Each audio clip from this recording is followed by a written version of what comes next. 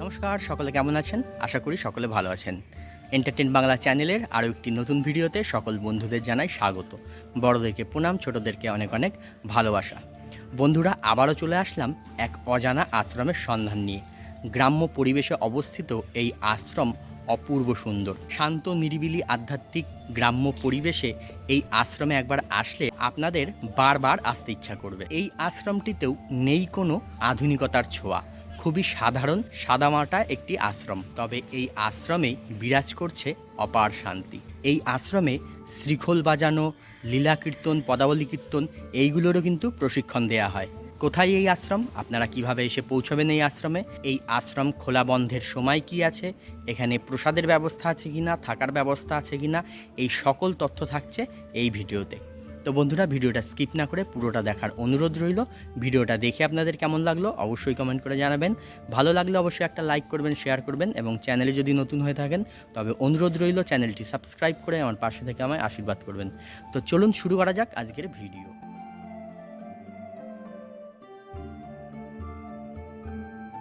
আপনাদের আগে বলে দিই আপনারা এই আশ্রমে এসে কিভাবে পৌঁছবেন।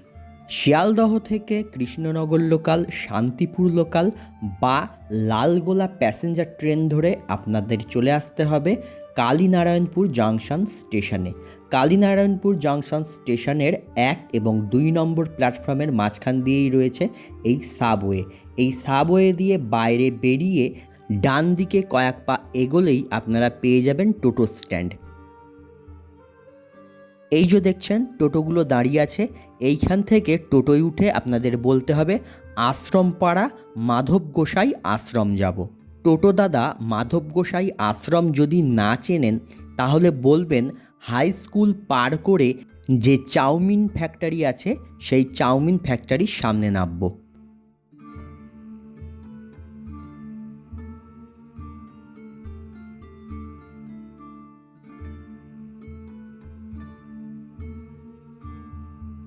আমি টোটোয় করে এই দিক দিয়ে আসলাম, আর টোটো দাদা আমাকে এই মোড়টায় নামিয়ে দিলেন। আর এই মোড়ে নেমেই এই যে বাঁ দিকে যে রাস্তাটা চলে যাচ্ছে, এই রাস্তা দিয়ে কয়েক সেকেন্ড এগোলেই আজকের গন্তব্যস্থল। স্টেশন থেকে এই মোড় অবধি আসতে সময় লাগলো 5 মিনিট, আর ভাড়া হচ্ছে জনপ্রতি 10 টাকা করে। ওই মোড় থেকে 2-1 পা এগোলেই বাঁ দিকেই আপনারা দেখতে পাবেন এই চাউমিন কারখানা। এই যে দেখুন এখানে চাউমিন তৈরি হচ্ছে, আর এই চাউমিন কারখানা বাঁ দিকে রেখে এখান থেকে আবারও 2-1 পা এগোলে সামনেই হচ্ছে আজকের গন্তব্যস্থল শ্রী মাধব গোসাই আশ্রম। এই যে সামনেই দেখছেন এইটিই হচ্ছে আশ্রমের মূল মন্দির।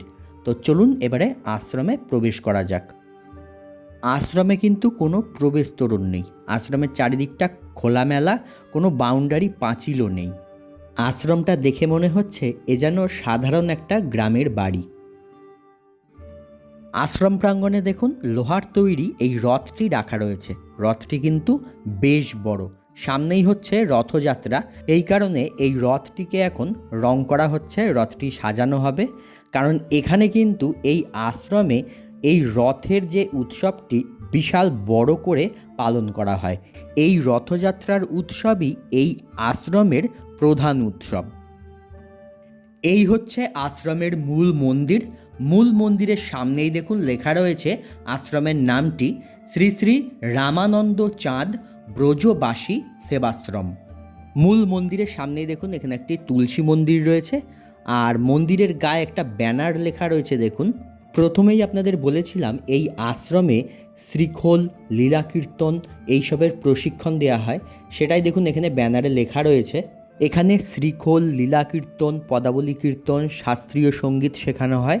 এছাড়াও শ্রী শ্রী চৈতন্য চরিতামৃত, হরিনামামৃত, ব্যাকরণ সহ বৈষ্ণব শাস্ত্র চর্চা বা শিক্ষা প্রদান করা হয়। আপনারা যদি এ সকল প্রশিক্ষণ নিতে চান তবে স্ক্রিনে দেওয়া নাম্বারে যোগাযোগ করতে পারেন। এইবারে চলুন আশ্রমের মূল মন্দিরে প্রবেশ করা যাক। রথযাত্রা উপলক্ষে মন্দির প্রাঙ্গণে যেহেতু প্যান্ডেল করা রয়েছে, সেই কারণে মন্দিরটা দেখতে একটু অসুবিধা হচ্ছে। মন্দিরে প্রবেশ করে মূল মন্দিরের গর্ভগৃহের সামনেই রয়েছে একটি নাট মন্দির। নাট মন্দিরটি টিনের চালা দেয়া। এই নাট মন্দিরে দাঁড়িয়েই আপনারা দর্শন পাবেন গর্ভগৃহে থাকা দেবতাদের। সারা নাট মন্দিরের ওপরের দিকে দেওয়াল জুড়ে দেখুন লেখা রয়েছে একটি নাম সংকীর্তনের শ্লোক, ভজ শ্রীকৃষ্ণ চৈতন্য প্রভু নিত্যানন্দ, জপ হরে কৃষ্ণ হরে রাম শ্রী রাধে গোবিন্দ। এখানে পঞ্চতত্ত্ব বন্দনা সহ হরে কৃষ্ণ মহামন্ত্র এবং শ্রী রাধা গোবিন্দের প্রতি ভক্তি প্রকাশ করা হয়েছে। এই সংকীর্তনটি ইস্কন সহ সমস্ত বৈষ্ণব আশ্রমে খুবই জনপ্রিয়। মূল গর্ভগৃহের সামনে দেখুন সুন্দর একটি আলপনা দেয়া রয়েছে। গর্ভগৃহে সুসজ্জিত কাঠের সিংহাসনে বিরাজ করছেন দেবতাগণ। সামনেই দেখতে পাচ্ছেন নিচের দিকে রয়েছে সুন্দর একটি গোপালের বিগ্রহ। তারপর রয়েছে বিভিন্ন আশ্রমের গুরুদেব ও মহারাজেদের চিত্রপট। একদম ওপরে রয়েছেন দণ্ডায়মান গৌরনিতাই। গৌরনিতাইয়ের এই বিগ্রহ খুবই মোহময় ও মনোমুগ্ধকর। গৌরনিতাইয়ের পেছনের দিককার দেওয়ালে দেখুন সুন্দর একটি রাধাকৃষ্ণের চিত্র করা রয়েছে।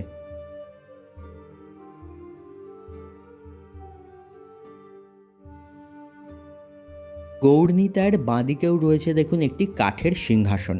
সেই সিংহাসনে বিরাজ করছেন রাধাকৃষ্ণ এবং গোপালজি।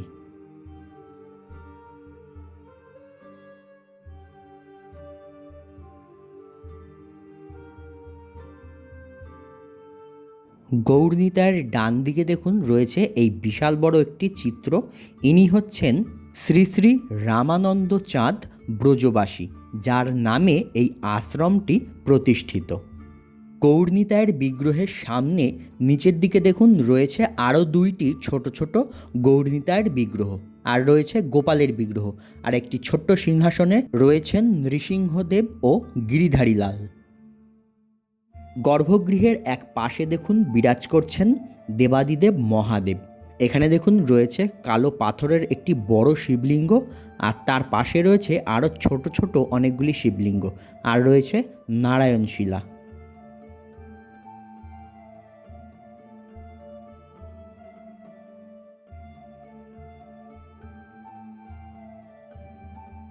মন্দিরের গর্ভগৃহে বিরাজমান সকল দেবদেবতার নিত্য পূজা ও অন্নভোগ হয় এই আশ্রমে। আশ্রমে আগত সকল দর্শনার্থী ও ভক্তবৃন্দদের জন্য কিন্তু নিত্যদিন সেই অন্নভোগ প্রসাদের ব্যবস্থাও থাকে। মূল গর্ভগৃহের বাঁ দিকে দেখুন এখানে রয়েছে আরও একটি গর্ভগৃহ, তবে এই গর্ভগৃহে এখন পর্দা দেয়া রয়েছে, কারণ এই গর্ভগৃহে বিরাজ করছেন জগন্নাথ, সুভদ্রা, বলরাম দেব। জগন্নাথ দেব এখন জ্বরে কাতর, সেই কারণে জগন্নাথ দেব বিশ্রামে রয়েছেন। সেই জন্য আমরা আর জগন্নাথ দেবকে দর্শন করতে পারলাম না। সকলে তো জানেনই জগন্নাথ দেবের স্নানযাত্রার পর জগন্নাথ দেব 15 দিন ব্যাপী বিশ্রামে থাকেন, কারণ তার জ্বর আসে বলে। মূল গর্ভগৃহের ডান দিকে দেখুন রয়েছে দুইটি সমাধি মন্দির। প্রথমটি হচ্ছে নিত্যলীলায় প্রবিষ্ঠা শ্রীমত্তা সুমিত্রা ব্রজবাসীর সমাধি মন্দির। এর পাশেই রয়েছে এই আশ্রমের প্রতিষ্ঠাতা নিত্যলীলায় প্রবিষ্ট শ্রীমৎ তরিতানন্দ চাঁদ ব্রজবাসীর সমাধি মন্দির।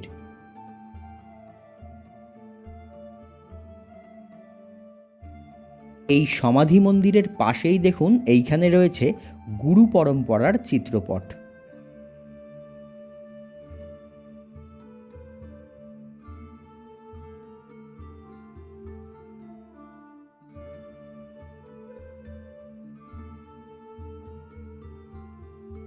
মন্দিরের গর্ভগৃহে দেবতাদের দর্শন করে বাইরে চলে আসলাম। মূল মন্দিরের পাশেই দেখুন এইখানে রয়েছে আরও একটি ছোট্ট সমাধি মন্দির। এইটি হচ্ছে এই আশ্রমের এক ভক্ত হরিদাস কর্মকারের সমাধি মন্দির। এই হরিদাস কর্মকার 1993 সালে শুভ অক্ষয় তৃতীয়ার এক অনুষ্ঠানে এই আশ্রমে খোল বাজাতে এসেছিলেন। সেই খোল বাজাতে বাজাতেই উনি এই আশ্রমেই দেহত্যাগ করেন। তারপর ওনার স্মৃতির উদ্দেশ্যে এই আশ্রমের এই স্থানে হরিদাস কর্মকারের এই স্মৃতি সমাধি মন্দির প্রতিষ্ঠা করা হয়েছে। মূল মন্দিরের ডান দিকে দেখুন এইদিকে আরও একটি মন্দির নির্মাণ হচ্ছে। এইটি নির্মাণ হচ্ছে একটি শিব মন্দির। আমরা মূল মন্দিরের গর্ভগৃহে যে শিবলিঙ্গ দর্শন করলাম, সেই শিবলিঙ্গ এই মন্দির নির্মাণ হলে এই মন্দিরেই প্রতিষ্ঠা করা হবে। শিব মন্দিরের পেছন দিকে দেখুন এখানে একটি রথ রাখা রয়েছে। আগে এই আশ্রমে রথযাত্রার সময় জগন্নাথ সুভদ্রা বলরাম দেবকে এই রথে বসিয়েই রথ টান হতো। বর্তমানে বড় রথটি তৈরি হয়েছে। এই শিব মন্দিরের সামনে দিয়ে দেখুন এই দিকে একটা গেট রয়েছে, আর এই আশ্রমের পাশেই দেখুন এখানে একটা বড় ফাঁকা জায়গা রয়েছে। আর এখানে দেখছেন এই যে বিশাল বড় প্যান্ডেল করা হয়েছে, এইখানেই অস্থায়ী একটি মন্দির তৈরি হবে, যেইটি হবে জগন্নাথ দেবের মাসির বাড়ি।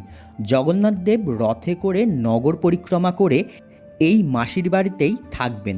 তারপর আবার উল্টো রথের সময় জগন্নাথ দেব রথে চড়ে নিজের বাড়িতে ফিরে যাবেন।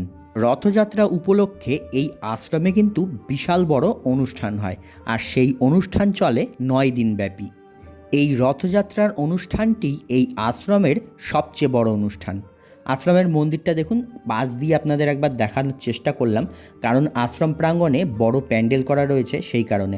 আশ্রমের পেছন দিকের যে ফাঁকা জায়গা সেখানেও প্যান্ডেল হয়েছে, আর আশ্রম প্রাঙ্গণেও দেখুন বড় প্যান্ডেল হয়েছে। এই রথযাত্রা উপলক্ষে এখানে এই আশ্রমে হাজার হাজার ভক্তরা আসেন। রথযাত্রা ছাড়াও এই আশ্রমে আরও বিভিন্ন রকমের ছোটোখাটো অনুষ্ঠান হয়। প্রতিটা অনুষ্ঠানেই কিন্তু বহু ভক্তরা এবং দর্শনার্থীরা আসেন এই আশ্রমে। আর যে কোনো অনুষ্ঠানের সময় এই আশ্রমে আগত সকল ভক্ত ও দর্শনার্থীদের জন্য প্রসাদের ব্যবস্থা থাকে। এই আশ্রমে কিন্তু ভক্তদের জন্য নিত্যদিন ভোগ প্রসাদের ব্যবস্থা থাকে, তাও কিন্তু বিনামূল্যে।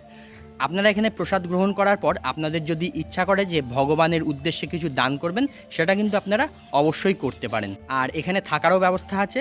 আপনারা প্রসাদ পেতে চান বা থাকতে চান যদি, তার জন্য স্ক্রিনে দেওয়া নাম্বারে আগের থেকে আপনাদের ফোন করে জানিয়ে দিতে হবে, তাহলেই আপনারা এখানে প্রসাদেরও ব্যবস্থা পেয়ে যাবেন, থাকারও ব্যবস্থা পেয়ে যাবেন। আশ্রম প্রাঙ্গণে দেখুন প্রচুর বড় বড় গাছপালা রয়েছে। আম, জাম, কাঁঠাল, সুপুরি, নারকেল, এরকম বিভিন্ন রকমের গাছ রয়েছে সারা আশ্রম প্রাঙ্গণ জুড়ে। আশ্রমের পরিবেশটা একদম গ্রাম্য, শান্ত, নিরিবিলি, আধ্যাত্মিক একটা পরিবেশ। আশ্রম প্রাঙ্গণে মূল মন্দিরের এক পাশেই দেখুন রয়েছে এই ঘরগুলো। এইগুলি হচ্ছে এই আশ্রমের সেবায়েতদের থাকার জায়গা এবং অতিথি নিবাস।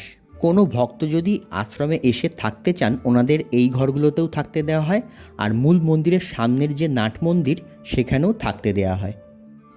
আপনি এখানেই থাকেন মাসিমা? আচ্ছা, কত বছর রয়েছেন আপনি এখানে? 9 বছর। আচ্ছা, আপনি ভগবানের সেবা পুজোও করেন? আচ্ছা আচ্ছা। এই যে ঘরটা দেখলেন, এই ঘরটা পাকা ঘর, কিন্তু ওপরে টিনের চাল দেয়া। আর এই ঘরের পাশেই দেখুন এখানে আরও ঘর রয়েছে।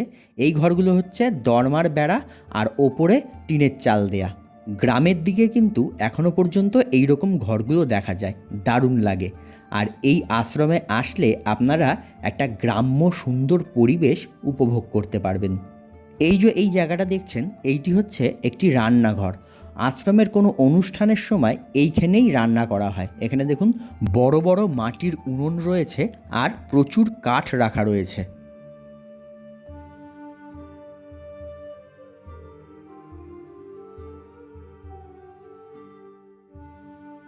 এই রান্নাঘরের পাশেই ওই যে দেখছেন সাদা যে চট দিয়ে ঘেরা রয়েছে, ওই দিকটায় হচ্ছে শৌচালয়।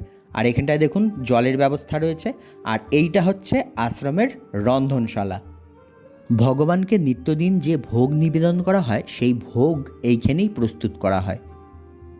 এই যে দেখুন সামনে এরকম বারান্দা রয়েছে আর দুটো ঘর রয়েছে।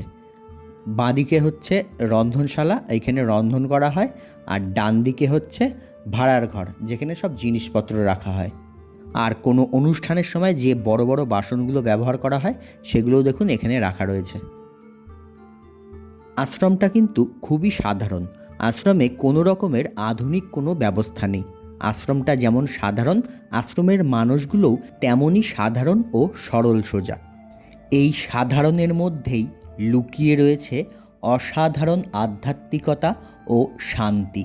এইখানে একবার আসলে মন চাইবে বারবার আসতে।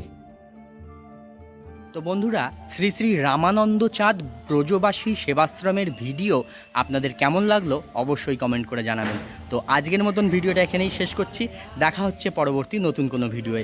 সবাই ভালো থাকবেন, সুস্থ থাকবেন, সাবধানে থাকবেন।